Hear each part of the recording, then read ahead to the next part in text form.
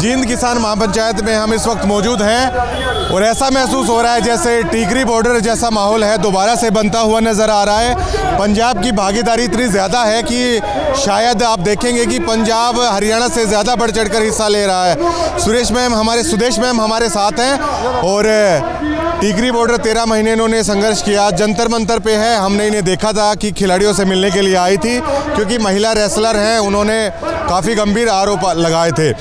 मैं महिलाओं की भागीदारी उसमें भी थी और जंतर मंतर पे भी थी। देखिए ऐसा कहा जा रहा है चाहे किसान हो, अग्निपथ के माध्यम से जवान हो या फिर पहलवान हो, सभी के साथ नाइंसाफ़ी हो रही है और इस किसान महापंचायत में मतलब काफ़ी ज़्यादा क्रेज़ दोबारा से देखा जा रहा है। क्या मानते हैं आप तमाम चीज़ों को? मैं ये कहूँगी कि किसानों की जितनी भी मांगे थी अभी तक कोई मांग पूरी नहीं की गई है। जब सरकार ने वादा किए थे कि हाँ हम ये मांगे तुम्हारी पूरी करेंगे, उसके बाद ही आंदोलन को स्थगित किया था, ख़त्म नहीं किया था। बॉर्डर से उठ के लोग घरों में आए थे, लेकिन आज तक लखीमपुर खीरी की सबसे पहले बात करना चाहूँगी क्योंकि वहाँ पर 4 निर्दोष भाई आज भी जेल के अंदर हैं और जो हमारे भाइयों को रोंदती हुई गाड़ी गई थी वो लोगों को पैरोल पे बाहर छोड़ा जा रहा है। गुनहगार बाहर घूम रहे हैं और जो निर्दोष हैं उनको जेल में डाला जा रहा है।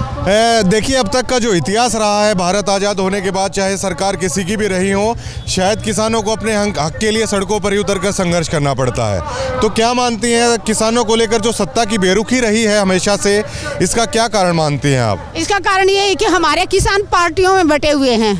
जब तक किसान और मजदूर राजनीतिक पार्टियों की गुलामी नहीं छोड़ेंगे, जब तक अपने आप को उन राजनीतिक पार्टियों से आज़ाद नहीं करेंगे, तब तक किसान की हालत यही रहेगी और ये ऐसे ही सड़कों पे रहेंगे। क्योंकि आज की तारीख में भी कुछ लोग कहते हैं मैं कांग्रेस का, मैं बीजेपी का, मैं इनेलो का, मैं आप पार्टी का। जब तक ये बटे रहेंगे तो इनको न्याय नहीं मिल सकता। जिस दिन ये सारे के सारी पार्टियों को लात मार के इकट्ठा एक किसान एक तिरंगे झंडे के नीचे आएंगे, संगठनों को भी पीछे छोड़ के एक तिरंगे के नीचे आके अपने लोगों को, अपने मजदूर भाइयों को पार्लियामेंट में बिठाएंगे, उस दिन किसान को अपना हक मिलेगा।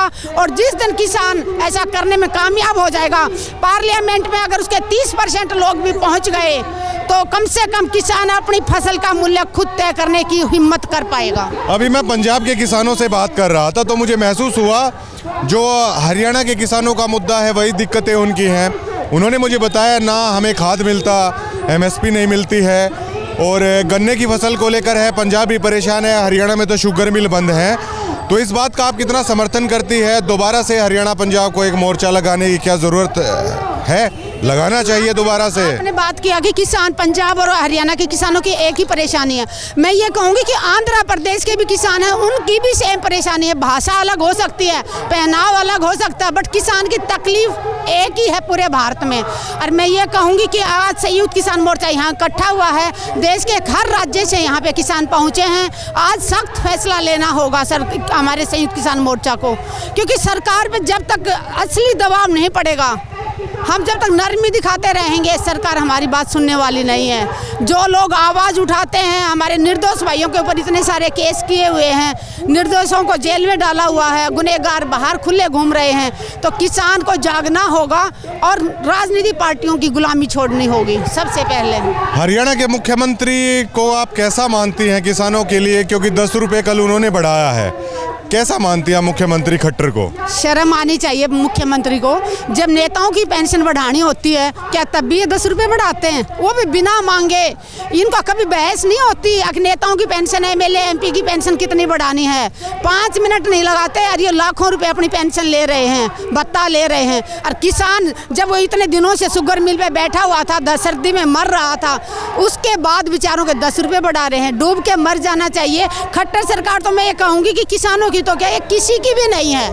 एक भी वर्ग हरियाणा का सामने आके ये कह दे कि खट्टर सरकार ने उनके लिए कुछ किया है, कोई भी वर्ग, ये किसी की भी नहीं हो सकती। ये सिर्फ और सिर्फ अपनी कुर्सी से प्यार करते हैं, अपना घर भरते हैं और इनको जनता से कोई सरोकार नहीं है, ना ये किसानों के हुए, ना ये जवानों के हुए, ना ये युवाओं के हुए। जींद में जहाँ आप खड़ी हैं, इस एरिए में दुष्यंत को पहले काफ़ी माना जाता था, लेकिन जब से वो बीजेपी के साथ गए हैं तो जींद की इसी धरती से जहां दुष्यंत ये मानते हैं कि ये हमारा गढ़ है, आप क्या कहना चाहेंगे उन्हें? क्या दुष्यंत आखिरकार क्यों नहीं कर रहे हैं? ना बुढ़ापा पेंशन पे शायद वो कोई कड़ा कदम ले रहे हैं, ना एमएसपी के ऊपर, ना किसानों के समर्थन में। तो जींद की धरती से दुष्यंत चौटाला को आप क्या कहना चाहेंगे? दुष्यंत चौटाला को यही कहना चाहूँगी, 2019 में जब उसने वादे किए थे, सब लोग इतना खुश थे कि एक युवा नेता मिलने जा रहा है हरियाणा को, लेकिन जैसे ही इन्होंने खट्टर के साथ हाथ मिलाया, उससे भी कहीं ना कहीं कुछ लोगों का था कि भाई मिली जुली सरकार तो कहीं ना कहीं तो बनानी है, अगर एक पार्टी का बहुमत नहीं आया तो मिली जुली सरकार तो बनेगी।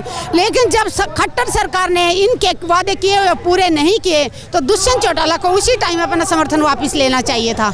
इन्होंने माताओं से वादा किया था 5100 रुपये पेंशन करेंगे, किसानों से वादा किया था कर्जा माफ़ करेंगे, युवाओं को कहा था 75% नौकरियाँ देंगे।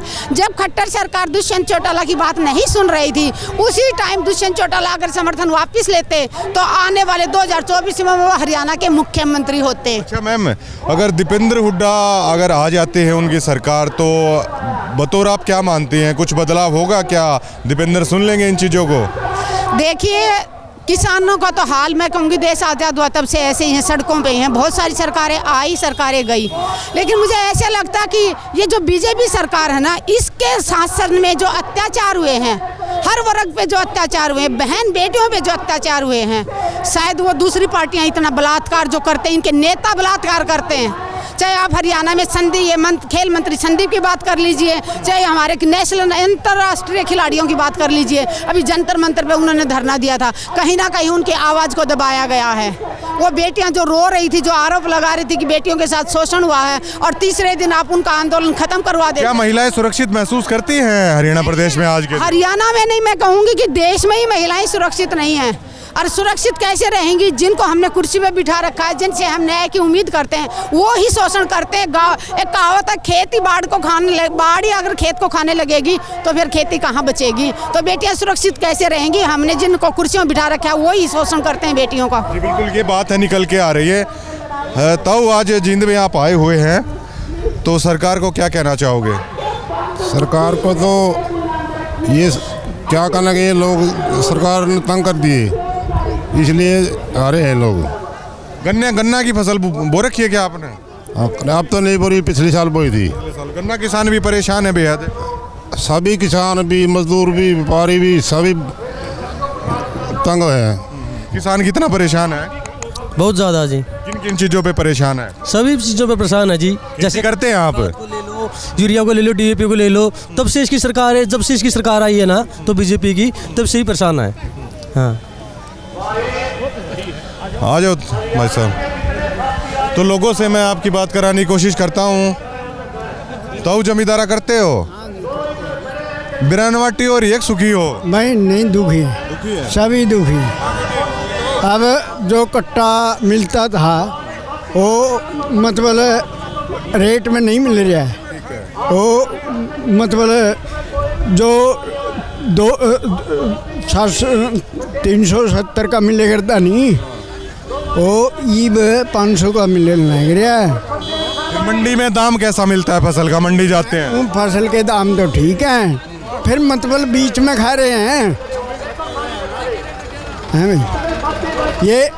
ये सारे सोता परेशान हैं, और कोई इस तरह सरकार था वो को नहीं, हमने धोखा नहीं है। बिल्कुल बिल्कुल। हाँ बिल्कुल। किसानों की अपनी अलग अलग प्रतिक्रियाएं हैं जो सामने आ रही हैं, वो मैं लाने की कोशिश है, वो आपको दिखा रहा हूँ यहाँ जींद से।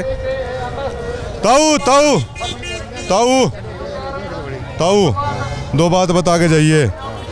पंचायत में आए हो,